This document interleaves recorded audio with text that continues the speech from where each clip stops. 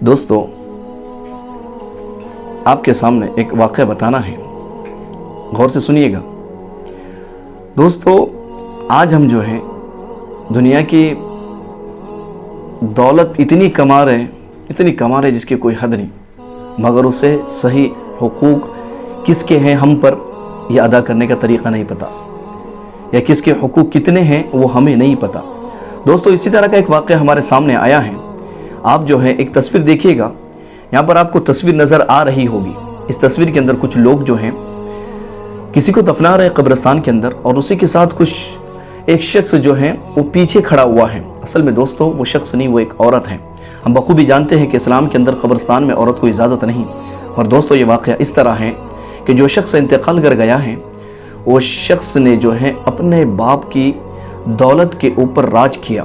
مطلب کہ یہ کہ جب والد کی دولت جو ہے اس کے ہاتھ میں تھی تو اس نے اپنی بہنوں کی وراثت کو کھا لیا، اور اسی کی ایک بہن جو ہے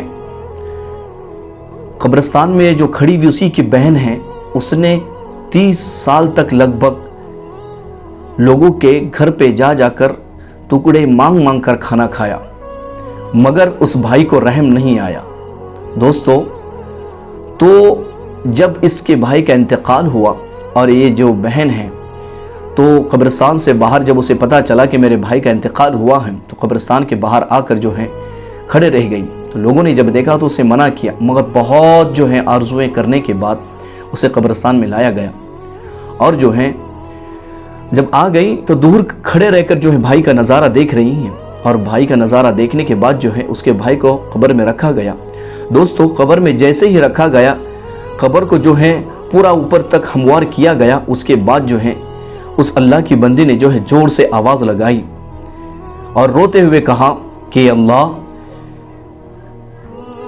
اب جو ہے میرا بھائی اس دنیا میں نہیں رہا، اب وہ تیرے پاس آ گیا ہے، اب جو ہے تو اسے اتنی سخت سے سخت سزا دے کہ اس کی روح بھی کانپ جائے۔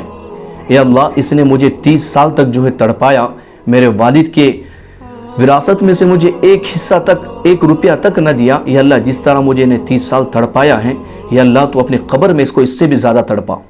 دوستو سمجھیے گا، وراثت کا مال صرف بھائیوں کا نہیں ہوتا ہے، بہنوں کا بھی حق ہوتا ہے۔ دوستو ہم دین کی شعاؤں میں آئیں، علماء سے پوچھیں، ہم وہ نہ بنیں کہ کل قیامت کے دن ہم نے زکوٰۃ بہت، ہم نے حج بہت، ہم نے فطرے بہت، ہم نے قربانیاں بہت، ہم نے دین کے کام میں پیسے بہت لگائیں، مگر کل ایسا نہ ہو کہ وہی بہن کھڑے ہو جائے اور کہیں یا اللہ اس نے میرے حقوق ادا نہیں کیے۔ دوستو اس بات کو سوچئے گا اور علماء سے پوچھئے گا۔ السلام علیکم۔